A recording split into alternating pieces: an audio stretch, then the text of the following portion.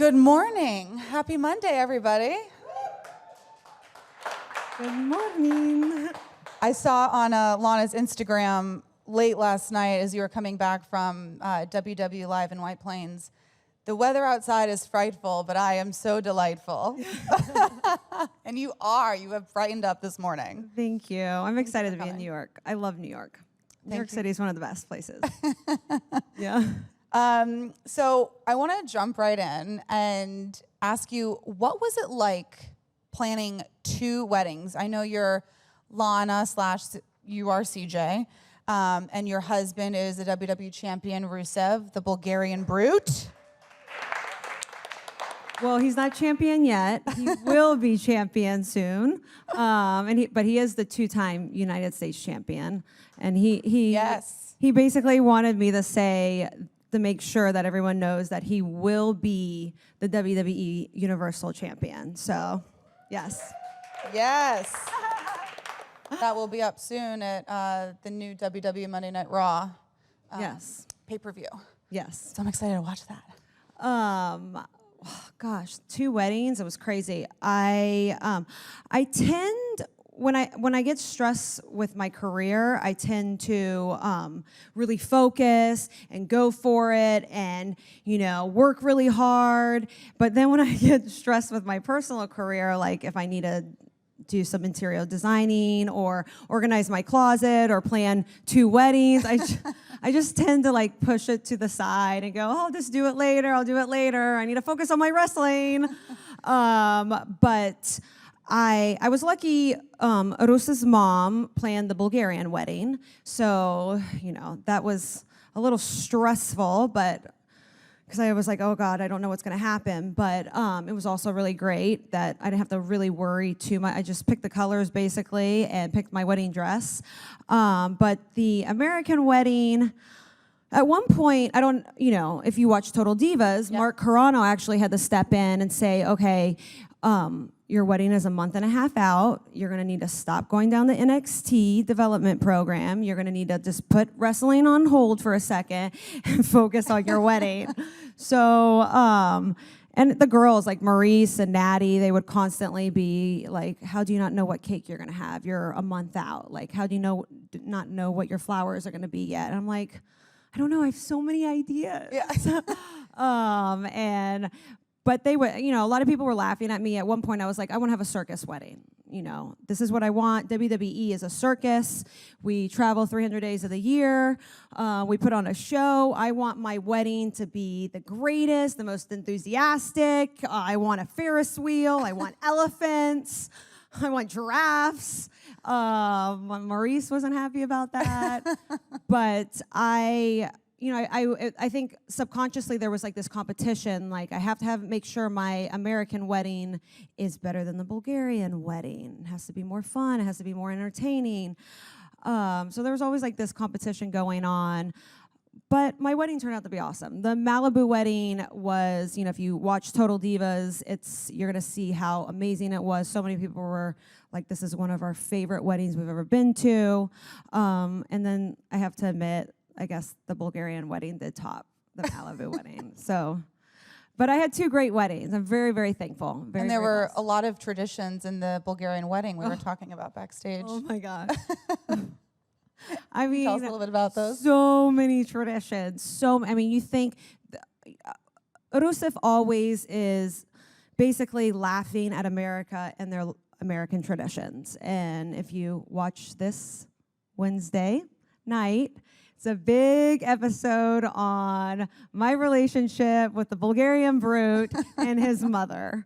So, Mama Rusev. Mama Rusev, I love that. There's a lot of, differences. There's a lot of culture differences.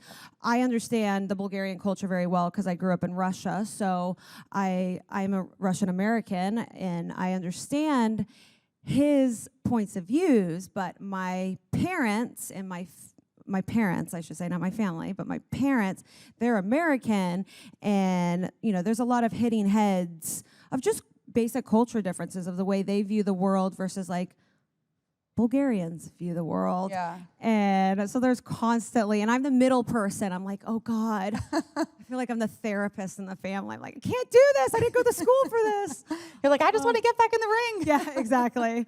But you know, you can watch this episode of how, you know, we had to work through culture differences. And I'm really curious, how did you and Rusev meet? I know that a lot of the women and the men, sort of like you said, it's a traveling circus. So you're with each other 24/7. Yeah. So there's no like Match.com. There's no like going out to bars and meeting guys that you might not meet otherwise. So how did you guys meet? And was it love at first sight? Well, of course, for him it was love at first sight, obviously. Well, he remembers meeting me the first day. I don't remember meeting him the first day. But I remember actually the second day I met him, I remember specifically meeting him at a tanning salon. And I was like, oh, are you a wrestler? Because he's a big guy. And then he was like, oh, are you a stripper? And I'm like, what? Oh my God. CJ, that's crazy. Like, of course. And I could hear his accent. And I originally thought he was from Russia because Bulgarian and Russian are very similar languages. He's like, no, I'm from Bulgaria and I've been to Bulgaria before. So we instantly started talking. And then by the third day, the American Dream, Dusty Rhodes, who was in charge of creative in NXT, I went up and I cut my first promo and I cut it in Russian and then switched to perfect English, and he was like, baby, I want you to work with Rusinov. And I'm like, Rusinov? Who's that? And so I went up, literally the fourth day, I went up to him, I'm like, well, Dusty Rhodes wants us to work together, and that's how it started, and it's been history ever since. That's so great. And I want to sort of touch on, of course, wrestling. I'm a huge wrestling fan. I'm sure we have some WWE fans here today. What is that process like coming up through NXT, and you know, what has been the hardest thing about being a woman in wrestling? I know that Stephanie McMahon last year sort of made that great transition from Divas to the women's championship and the women's division. And so what was that also like, being a part of history, essentially? Wow. Oh, gosh, there's so many things to say about the things that you just asked. I was really fortunate. When I went to NXT, I come from an acting background and entertainment, and so I was able. I mean, I remember my first couple weeks of promo classes. I would just make Dusty laugh all the time because I would come up. I would have like 4 or 5 different, not just a promo, but full-on skits where I would have like 5 different people in there, and I would write these whole scenes. And he's like, baby, you need to be a movie director. And just like always just creating. And I would go to Dusty. I would literally have a meeting with Dusty every single day with like a 9-page pitch of like some crazy character. So it was actually Triple H who, probably about a month in, me and Rusev were doing a little bit more comedy skits and promos and scenes, and Triple H was like, try have you seen Rocky IV? And I had just watched it, and he was like, try different things, maybe try pulling your hair back, slicking it back, try an accent, and because I was the American that Rusev was trying to bring back to the Eastern Europe, and I had never really thought about being like full on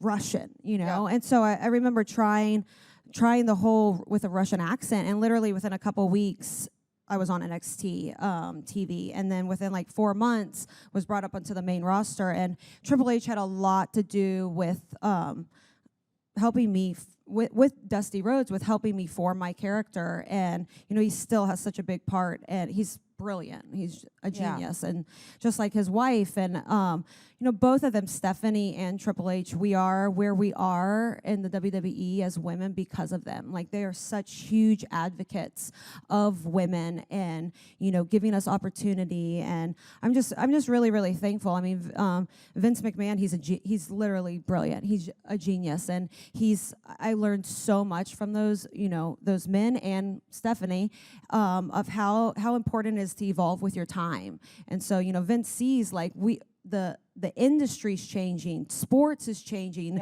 entertainment is changing. This is the time that women, we are getting more opportunity, and it's really important. And so I'm just really, really thankful. I remember, I think was it WrestleMania 31 or 30? When we were in San Jose, I remember, at the time, the Divas Revolution had not started. It was the hashtag Give Divas a Chance. Yep. And I remember, the matches were about a minute and a half long a lot of times. And I remember looking up on the stadium, and there was literally no women representing. And my heart kind of broke, because I'm just like, we're human beings. Like, I want to be represented. And if not me, I want a woman to be up there. Like, we should be represented. And I just remember, like, I would cry so often. And I would be like, I want us to be represented. We deserve that opportunity. And I would just, like, pray and try to put positive energy out there. And within a year, to see Charlotte and Sasha and Becky, oh my God, they're on amazing. The huge, like, stadium, I remember seeing and just crying, because I was like, wow, this is like how quickly things can change. And just to see, I'm so honored and so thankful to be a part of this, evolution. And when Stephanie said, we're called superstars and not divas, it's like, that's awesome. Like, we are stars, and we should be called superstars. Absolutely. And I want to touch on something you also said, that, if not me, another woman up there. I think empowered women empower women. Yes. And that's one thing I love about Total Divas as a show. And I want to congratulate you, because it's been nominated now for a big award for the Women's Image Network. Thank you. I'm really excited for Best too. Reality Series. Thank you. Yes, congratulations. Thank you. And, one thing I love about this show is that so many of you ladies constantly are saying in the confessionals that, it's all about the women's revolution. And that documentary that's on the WWE Network was great. I was watching that, and I'm not going to lie, I was in tears a little bit. Yeah. I think that match you're referring to that was Give Divas a Chance was Bria and Nikki Bella, and that total time was 29 seconds. Yes. Mm-hmm. And that was it. Yeah. And so, with your own success, I know we were talking a little bit backstage, the Lana Squad is huge, and I know it's not just about your fans, but it's something much greater.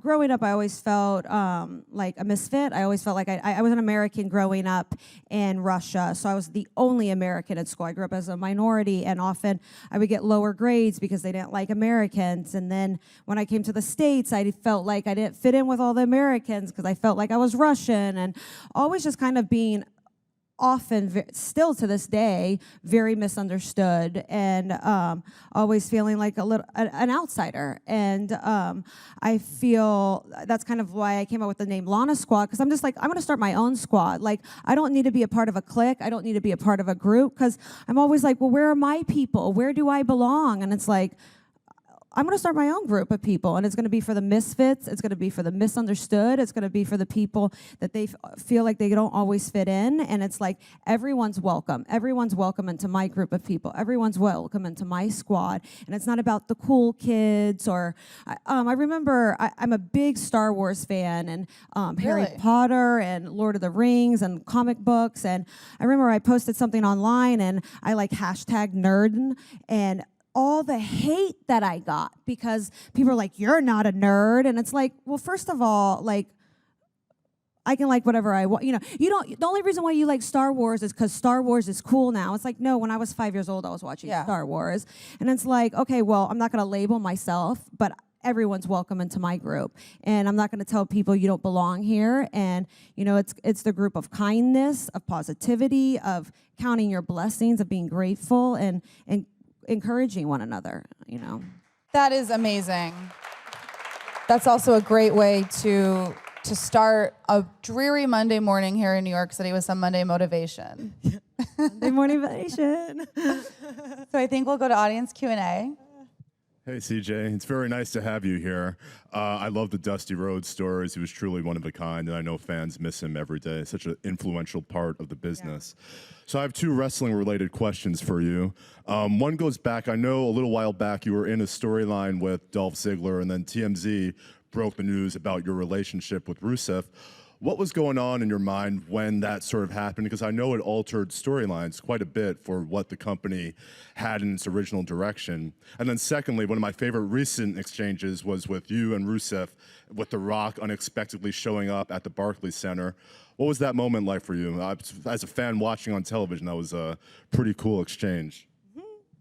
Well, everything's storylined, as you know, and so sometimes we're given things, and the WWE Universe doesn't always like the things, or they'll diss us, or they'll have an opinion why it's happening or whatnot.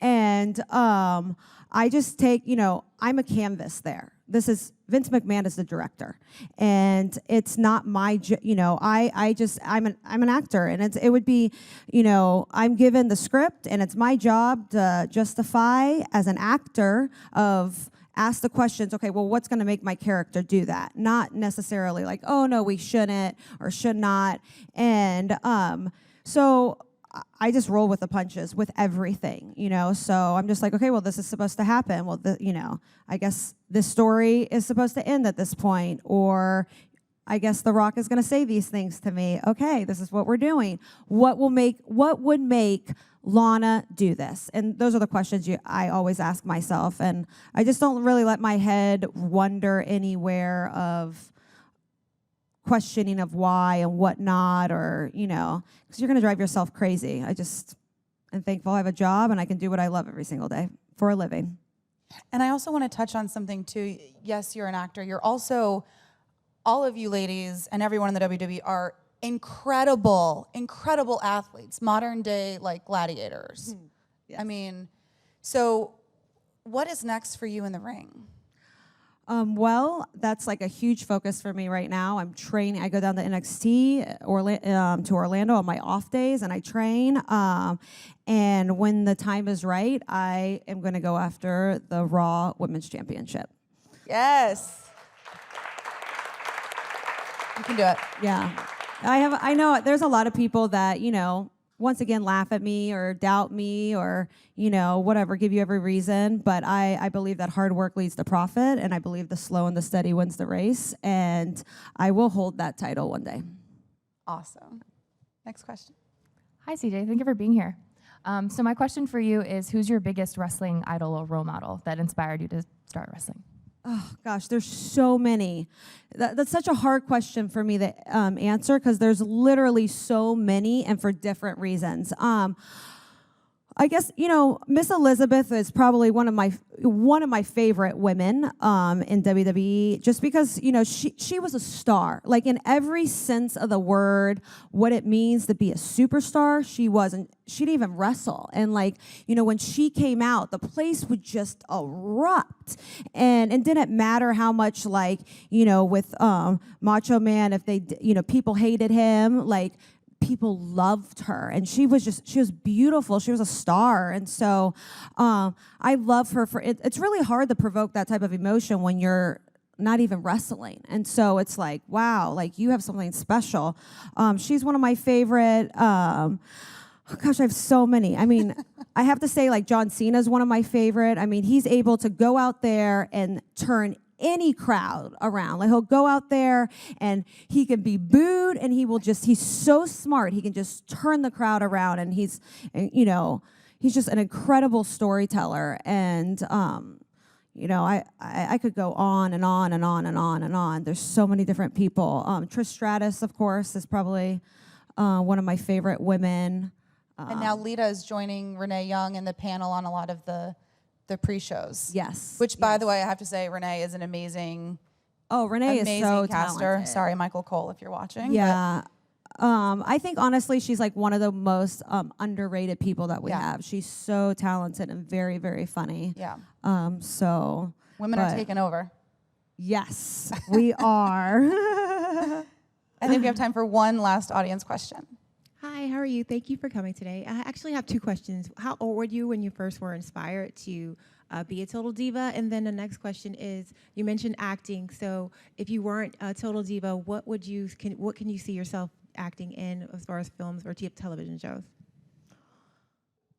Well, I think I've been inspired to be a storyteller and entertainer since I've been 3 years old. Like I would watch, I remember when I was like 4 years old, I saw Jake the Snake. I saw, Hogan, and all my friends in the neighborhood, the guys would have like posters all over the place, and I would just be terrified. But I was always like drawn to athleticism and drawn to storytelling.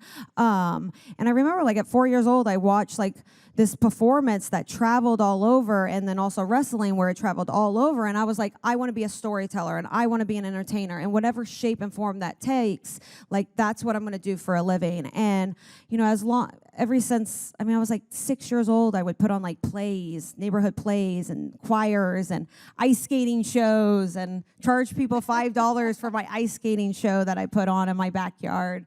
So it's just like, I've always, in every shape and form, like that's what I want to do for the rest of my life. And I don't put a label on like, oh, I want to be in this movie or I want to do this. I want to be a storyteller for a living and entertain and put smiles on people's faces. As long as I can do that for the rest of my life and make a living doing off of it, I am truly thankful. Well, you're very good at putting smiles on people's faces. So, Yeah. well, thank you so much for coming today, CJ. And I'm not trying to threaten Sasha Banks or Charlotte, but she's coming for you. Yes. Thank you so much. Everyone have a great day. Thank you, guys. Thank you for having me. I had so much fun.